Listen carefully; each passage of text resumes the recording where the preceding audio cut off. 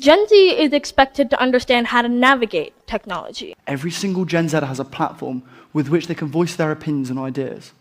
Well, when I asked a member of Generation Z, this first generation of digital natives, he said, Google it, bro.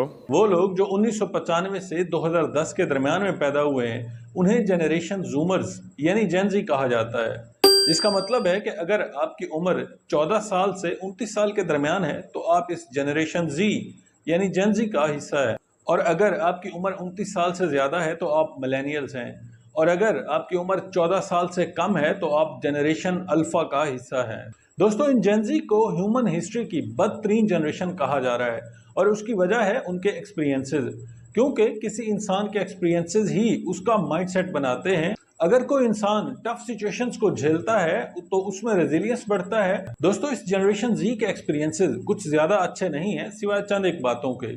Major events को अगर देखें तो 9/11 यानी twin tower attack, जिसके बाद एक पूरा पैराडाइम शिफ्ट आया और दुनिया का सेकेंड लार्जेस्ट रिलीजन इस्लाम को टेररिज्म से लेबल कर दिया गया। भारत जैसा मुल्क जिसकी 80% आबादी हिंदू है, उन्होंने एक सिख प्राइम मिनिस्टर और एक मुस्लिम प्रेसिडेंट को देखा। इसके अलावा 2008 का ग्रेट इकोनॉमिक रिसेशन, इराक वार, इसराइल पैलेस्टाइन वार, अजरबैजान अर्मेनिया वार, रशिया यूक्रेन वार, चाइना का एक्सपेंशन प्लान और मोदी का अखंड भारत वगैरह। इन सब के बाद आया कोविड-19 पेंडेमिक, जिसने पूरी दुनिया के हेल्थ सेक्टर को बुरी तरह से एक्सपोज किया।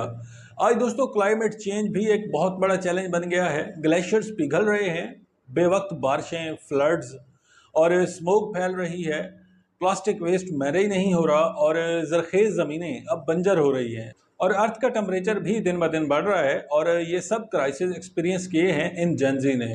मगर दोस्तों, ऐसा नहीं है कि इन जेनजी के तमाम एक्सपीरियंसेस ख़राब ही रहे हों, बहुत कुछ अच्छा भी हुआ है इनके साथ।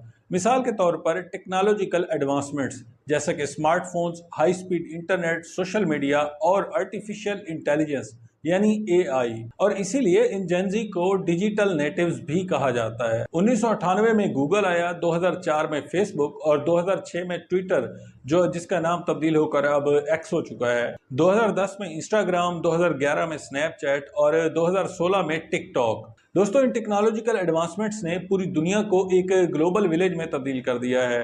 अब दुनिया में कहीं भी बैठकर बहुत कम रिसोर्सेज लगाकर पूरी दुनिया तक अपनी बात पहुंचा सकते हैं। टिकटॉक और स्नैपचैट का एंटरटेनमेंट है, ट्विटर का फ्रीडम ऑफ एक्सप्रेशन है और यूट्यूब और गूगल पर अनलिमिटेड नॉलेज है। इसके अलावा आर्टिफिशियल इंटेलिजेंस यानी एआई, जो 1956 में शुरू हुआ था, आज उस पीक पर है कि आप एक वर्ड टाइप करके एक इमेज जनरेट कर सकते हैं, और एक इमेज को यूज़ करके आप उसे एक वीडियो जनरेट कर सकते हैं। एक ऐसे लिखना हो या कोई असाइनमेंट बनानी हो, खा किसी भी तरह का काम हो, एआई आपको चंद सेकंड्स में वो करके दे देता है। मगर दोस्तों, इस तस्वीर का दूसरा रुख भी है। जहां इस टेक्नोलॉजी ने इंसान की ज़िंदगी बहुत आसान की है, वहां उसे एक ऐसे दलदल में भी फंसाया है जिससे निकल पाना अब जेनजी के लिए खास तौर पर नियर टू इम्पॉसिबल है, क्योंकि इस सोशल मीडिया की वजह से एक और टर्म निकल कर आई है जिसे कहा जाता है स्क्रीन टाइम। स्क्रीन टाइम दरअसल उस अमाउंट ऑफ टाइम को कहा जाता है जो आप किसी भी इलेक्ट्रॉनिक डिवाइस की स्क्रीन पर गुजारते हैं, मसलन कंप्यूटर, मोबाइल वगैरह। रीसेंट डाटा के मुताबिक जेनजी का एवरेज स्क्रीन टाइम 7 घंटे 39 मिनट है। तो आप अंदाज़ा लगा सकते हैं कि अगर किसी इंसान का 24 में से 8 घंटे मोबाइल फ़ोन की स्क्रीन पर गुजरते हों तो उसकी सोशल लाइफ कितनी ख़राब होगी। जेन जी, जिन्हें अभी अपनी एजुकेशन पूरी करनी है, अपना करियर बनाना है, वो अपने 24 घंटों को 8 घंटे मोबाइल फ़ोन की स्क्रीन पर गुजारते हैं, और इस स्क्रीन टाइम की वजह से जो सबसे बड़ा इम्पैक्ट आता है वो ये है कि इंसान की नींद उड़ जाती है। दोस्तों, दरअसल हमारे ब्रेन में एक पाइनियल ग्लैंड होता है जो एक हार्मोन मेलाटोनिन को प्रोड्यूस करता है, और ये मेलाटोनिन हार्मोन हमारे इंटरनल क्लॉक को कंट्रोल करता है, जिसे सर्कैडियन रिदम कहते हैं, और जिसे सादा लफ्ज़ों में कहा जाए तो हमारे सोने के टाइम टेबल को ये हार्मोन मेलाटोनिन रेगुलेट करता है। मगर इस पाइनियल ग्लैंड के साथ मसला ये है कि ये लाइट सेंसिटिव होता है, यानी अगर रोशनी ज़्यादा रहेगी तो ये मेलाटोनिन को प्रोड्यूस नहीं करेगा।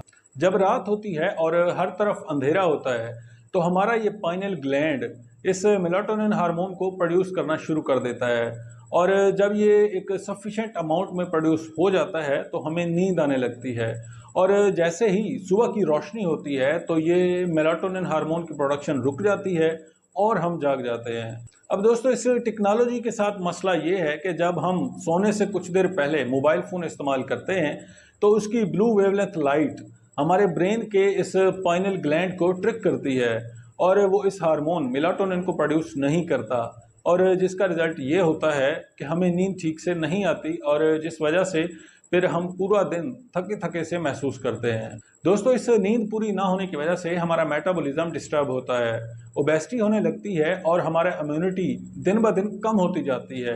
एंग्जाइटी और डिप्रेशन के चांसेस बहुत बढ़ जाते हैं। यानी एंड रिजल्ट ये है कि हम साइकोलॉजिकली और फिजिकली प्रॉब्लम्स में फंस जाते हैं। इमेजिन करें, अगर कोई इंसान किसी खुन्नस में आकर आपका इमेज किसी अडल्ट मूवी पर लगा दे तो आपकी सोशल लाइफ क्या रहेगी। ये आर्टिफिशियल इंटेलिजेंस हमारे मटेरियल कल्चर का हिस्सा है, मगर हमारा नॉन मटेरियल कल्चर अभी बहुत पीछे है, और इस मटेरियल और नॉन मटेरियल कल्चर के गैप को कल्चरल लैग कहते हैं। और आज इस दौर में कल्चरल लैग बहुत ज़्यादा है, जिस वजह से हम इस टेक्नोलॉजी को अभी पूरी तरह से अडॉप्ट करने के अहल नहीं हैं। तो दोस्तों, इन्हीं सब बातों की वजह से मैंने वीडियो के शुरू में कहा था कि ये जेनज़ीज़ ह्यूमन हिस्ट्री की बदतरीन जनरेशन है। हालांकि इन हालात के ज़िम्मेदार जेनज़ी खुद नहीं हैं, मगर बहरहाल ये सारे क्राइसिस उन्हीं को फेस करना है। अब आते हैं सॉल्यूशंस की तरफ कि आखिर इन सारे मसाइल का हल क्या है। दोस्तों, सबसे पहला पॉइंट ये है कि हमें अपनी प्राइवेट लाइफ को पब्लिक लाइफ से दूर करना होगा। अपनी प्राइवेसी हमें खुद ही मेंटेन करनी होगी। ये ज़रूरी नहीं है कि आप जिस भी इवेंट में जाएं या जहां भी जाएं तो आप अपनी सेल्फी लेकर सोशल मीडिया पर पोस्ट करें। ये करना ज़रूरी नहीं है और इससे जितना हो सके बचना चाहिए, और अपनी प्राइवेट लाइफ की बाकी चीज़ें भी सोशल मीडिया पर पोस्ट करने से गुरेज करना चाहिए। दूसरा पॉइंट ये है कि इन जेनज़ीज़ को चाहिए कि आउटडोर गेम्स पर फोकस करें, क्रिकेट, फुटबॉल, हॉकी वगैरह। इन गेम्स से न सिर्फ उनका फिजिकल स्ट्रक्चर बेहतर होगा बल्कि मेंटल हालत भी उनकी बेहतर होगी। और तीसरा पॉइंट ये है कि सोने से कम 2 घंटे पहले अपने मोबाइल फ़ोन को साइड पे बंद करके रख दें और इस्तेमाल ना करें, ताकि आपको सुकून की नींद आ सके।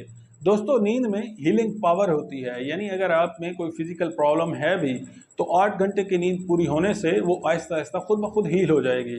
दोस्तों, इन सब चीज़ों से जेनज़ी अपनी लाइफ बेहतर बना सकते हैं और बना भी रहे हैं, और सोसाइटल चेंजेस को लेकर एक्सेप्टेंस भी ज़्यादा है, और ये मुमकिन है कि इन टफ सिचुएशंस को ये जेनज़ीज़ अच्छे वक्त में तब्दील करेंगे। उम्मीद करता हूँ ये वीडियो आपको पसंद आया होगा। दोस्तों, अगर वीडियो इन्फॉर्मेटिव लगे तो चैनल को सब्सक्राइब करना ना भूलें, और साथ ही कमेंट सेक्शन में अपनी राय ज़रूर दीजिए कि जेनज़ी के बारे में आप क्या सोचते हैं, और जाते जाते चैनल को सब्सक्राइब करें, बेल आइकन पर क्लिक करना ना भूलें। Thank you.